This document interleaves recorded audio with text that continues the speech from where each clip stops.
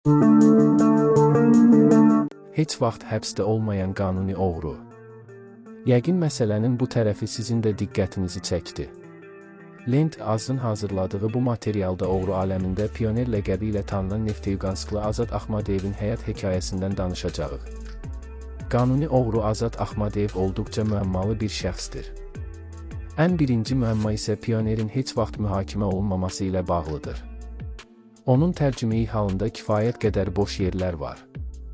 Qeyd edək ki, ətrafına qorxu saçan bu şəxsin himayəsi altında Nefteyugansk və Pıtyaxdan olan iş adamları var idi. Azad Axmadiyev qanuni oğruların ümumi fonduna özlərinin dili ilə desək, obşaka külli miqdarda pul gətirdi. Bununla belə avtoritetlərlə uzun illər davam edən münaqişələri də olardı. O, 90-cı illərin çətin vaxtlarında nəinki sağ-salamat çıxa bildi, hətta Almaniyaya getdi və orada həyatını qurdu. Azad Axmadiyev harada doğulub? Azad Axmadiyev 22 oktyabr 1970-ci ildə Nefteyuganskda anadan olub. Onun oğruların məclisinə necə qarışdığı məlum deyil, lakin onun çoxlu tanışları var idi. Onlar uzaq şərqdən Rusiyanın cənub bölgələrinə qədər yayılmışdı. Pionerin oğru kimi həyatında çoxlu həbslər olub, lakin Rusiya məhkəmələrinin saytlarında və cinayətlə bağlı ixtisaslaşan saytların arxivlərində hökmlər barədə məlumat yoxdur. Azad Axmadiyevi kim taclandırıb? Azad Axmadiyev 1994-cü ilin avqustunda Rusiya kriminal dünyasının ən məşhur nümayəndələrindən biri Cem Evgeni Vasin tərəfindən taclandı. O, Sibir və uzaq şərqin yeraltı dünyasının kralı hesab edilirdi. Xanты-Mansi Muxtar dairəsində cinayət şəbəkəsi yaradan Vladimir Çernişev və nüfuzlu Vladimir Zyatkov Ziyatek da bu prosesdə iştirak edib.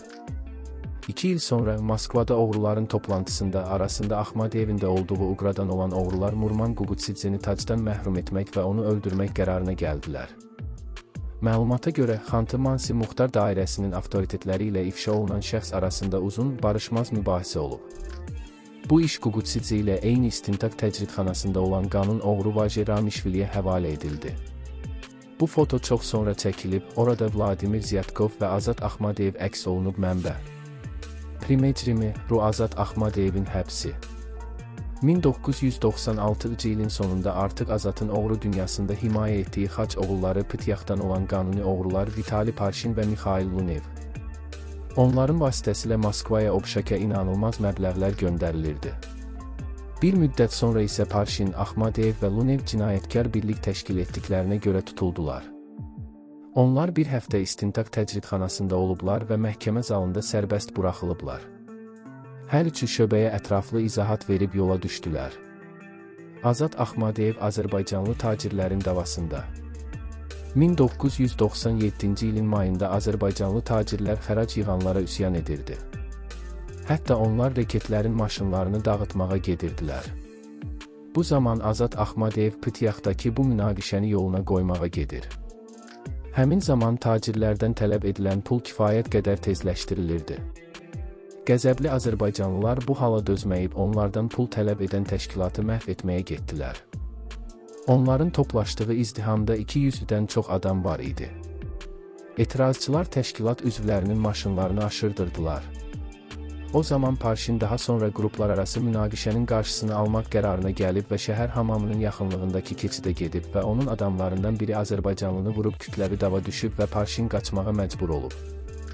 Tezliklə Axmadiyev, Ziyatek və digər avtoritetlər münaqişəni həll etmək üçün şəhərə gəldilər. Və onlar Azərbaycanlıları haqlı hesab etdilər.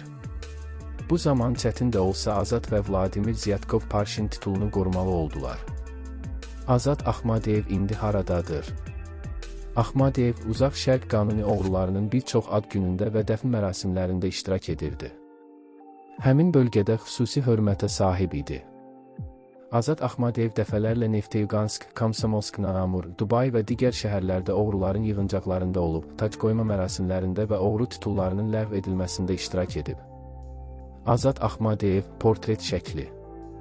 Almaniya 2017 mənbə. Primejrimi, həyat getdikcə çətinləşirdi, qanuni oğrular üçün ciddi problemlər yaradılırdı.